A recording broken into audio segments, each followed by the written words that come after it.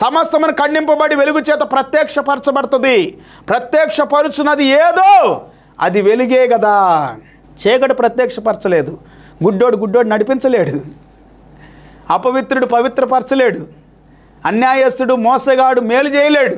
నేను ఇంతకుముందు చెప్పాను, అన్యాయంగా డబ్బులు తీసుకొని మనుషుల దగ్గర, లోకస్తుల దగ్గర కూడా నేను దేవుని సేవ చేస్తున్నాను ఖర్చు పెట్టుకుంటూ తిరుగుతున్న వాళ్ళు ఎంతోమంది ఉన్నారు ఈ దినాల్లో. నేను కళ్ళారా చూసాను, చెవులారా విన్నాను. జాగ్రత్త.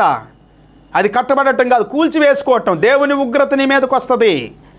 దేవుని వాక్యం ద్వారా ప్రార్థన జీవితంతో కట్టుకోవాలి. అందుచేత నిద్రించుచున్న నీవు మేల్కొని మృతుల్లో నుండి లెమ్ము, క్రీస్తు నీ మీద ప్రకాశించునని ఆయన చెప్పుచూ ఉన్నాడు. దినములు చెడ్డవి గనక మీరు సమయం పోనీక సద్వినియోగపరచుకొనుడి. అజ్ఞానుల వలె కాక జ్ఞానుల వలె నడుచుకొని జాగ్రత్తగా ఉండండి. ఇందు నిమిత్తము మీరు అవివేకులు కాక ప్రభు యొక్క చిత్తమేమిటో గ్రహించుకొనుడి.